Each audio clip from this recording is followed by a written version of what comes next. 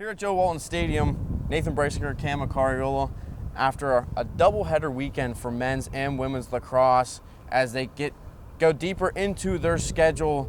Now, the women's team was up first. They had Queens. Cam, you were there at the game, taking it in. What were your thoughts sort of on the 11-10 victory that they came away with? Yeah, it was a great game, very close.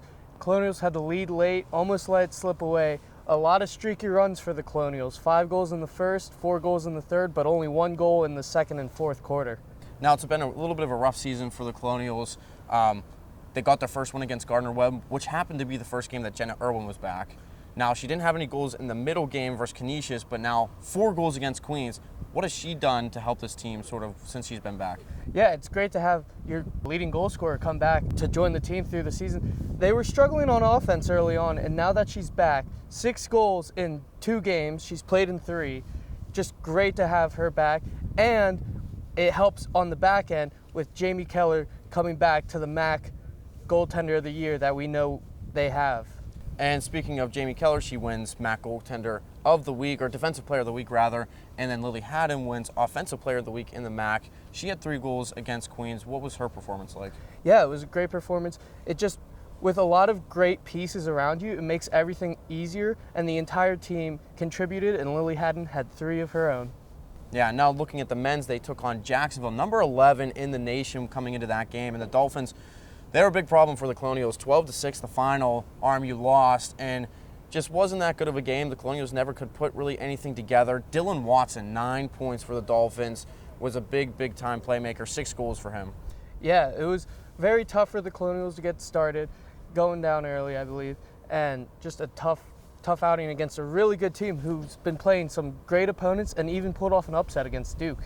Yeah, and the Colonials saw some goals from Liam Keene, had a few goals, Taggart Clark, Elliot Holden had a nice goal, but Dylan Watson was the player of the game easily, and head coach Craig McDonald stated that, he was a guy they were watching on, but anytime he gets the ball on his stick, he can score, and that's exactly what he did. He scored 2 goals in the span of 4 seconds. Unreal. He scored with 1 second on the clock to end the third quarter, so it was a tough go-around for the Colonials, and Nate Randall played good, but it was just too much to handle for the Colonials. So, Nate, with the men's team dropping the last 3 in a row, what do they need to do to get back on track? I think they just need to be a little bit more consistent. They've obviously found some goal scoring from a couple guys. David Burr specifically has been huge. He's tied with 13 goals with Taggart Clark to lead the team, but he was scoreless against the Dolphins, so that was something that was missing there. And just they need to be a little bit better defensively. I think, you have Owen Down and James Leary back there, 2 stalwarts of the team, but, not as good against Jacksonville because, Jacksonville just a really good opponent at number 11. Probably one of the better teams in ASUN. They're new to the conference as well, so seeing a couple new teams. But the Colonials, they have Cleveland State coming up. Cleveland State's 3-2 on the year. They had 2 losses early to Notre Dame and Ohio State, both ranked teams. Now they've won 3 straight against Canisius, St. Bonaventure, and Lindenwood. All 3 teams that the Colonials either have faced or will play later in the year in Lindenwood. And RMU's 4-0 all time against Cleveland State. So I think just a little bit more consistency. I think Nate Randall has been fine back there in goal. They just need to find a little bit more consistency, I think, on the offensive production side of things. Yep, and what else can we expect this weekend?